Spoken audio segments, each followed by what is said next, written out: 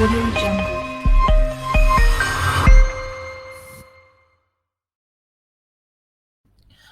Assalamualaikum warahmatullahi wabarakatuh. Selamat pagi dan salam sejahtera para hadirin yang terhormat. Perkenalkan, saya Ade Muhammad Yusuf, dan pada kesempatan kali ini saya akan memperkenalkan kepada bapak-bapak dan ibu-ibu sekalian tentang suatu material komposit yang berbahan dasar daun nanas sebagai bahan baku alternatif papan partikel. Terdapat 3 poin utama yang akan saya paparkan kepada hadirin sekalian. Yang pertama yaitu pastinya daun nanas, yang kedua adalah papan partikel, serta yang ketiga pastinya adalah komposit itu sendiri. Bagaimana daun nanas dapat menjadi sebuah komposit yang akan menggantikan kayu sebagai bahan baku papan partikel akan kita bahas di sini. Pertama-tama, kayu merupakan material penting dan sudah menjadi kebutuhan bagi umat manusia dari zaman dahulu sampai sekarang. Kehidupan manusia selalu berhubungan dengan kebutuhan kayu, baik pada sektor struktural maupun sektor non-struktural.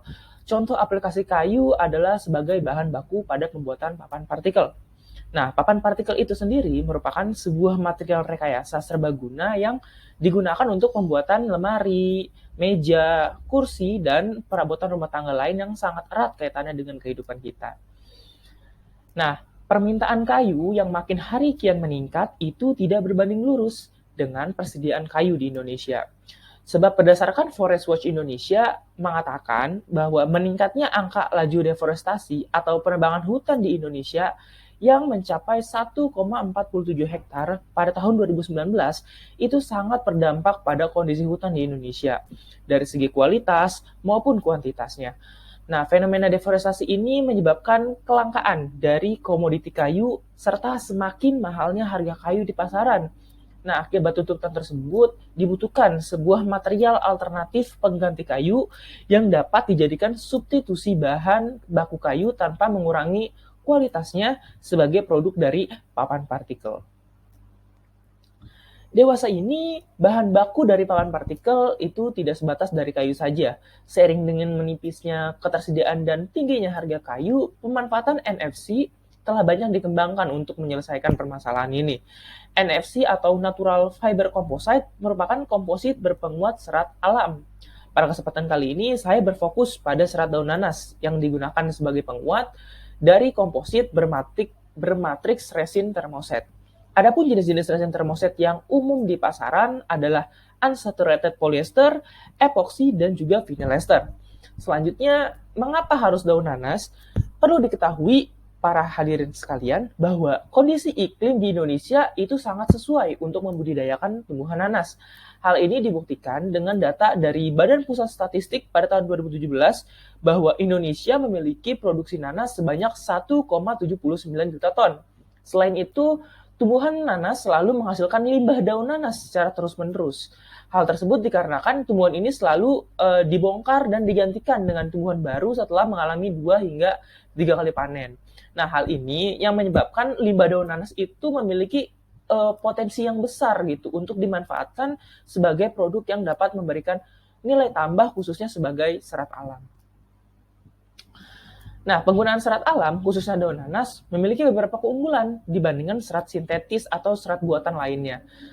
Salah satunya adalah sifat yang merupakan bahan yang terbarukan atau renewable, seperti itu. Oleh karena itu, pemanfaatan serat daun nanas dalam material komposit ini diupayakan dapat mengoptimalkan pengolahan limbah perkebunan nanas di Indonesia, khususnya dari segi ekonomi dan juga segi lingkungannya. Secara bersamaan, dengan melalui material komposit berdaun nanas ini diharapkan adanya suatu teknologi material yang sangat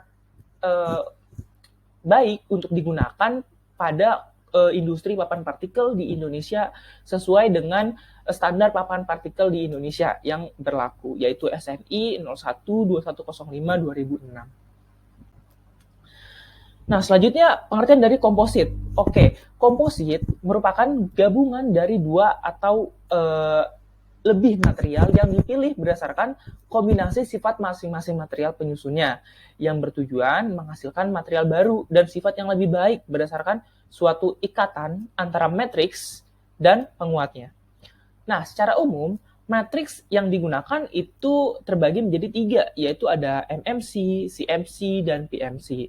Sementara penguat yang umum digunakan pun terbagi menjadi 3, yaitu partikel, laminates, dan fiber. Nah, pada kesempatan kali ini, material komposit yang digunakan sebagai bahan baku papan partikel adalah jenis komposit PMC atau polymer matrix composite dengan resin thermoset. Serta penguat atau fibers yang digunakan yaitu serat daun nanas. Nah, terdapat beberapa metode yang dapat digunakan untuk menghasilkan komposit. Namun, dari berbagai jenis metode yang ada, metode hand layup memiliki banyak keuntungan, seperti proses pengerjaannya yang mudah karena tidak membutuhkan peralatan khusus, prinsipnya juga sederhana untuk dipelajari, serta cocok digunakan pada komponen berukuran kecil maupun besar.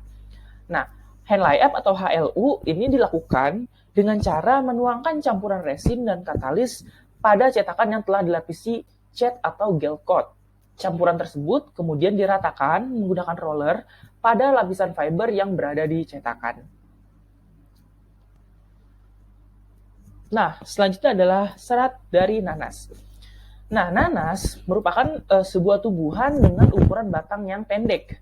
Pada awalnya nanas akan menghasilkan bunga dari daun, kemudian mendekati periode dewasanya, bunga akan tumbuh dan daun akan memanjang, yang kemudian menghasilkan banyak daun berserat yang akan tersusun spiral, yang dapat dilihat pada poin B.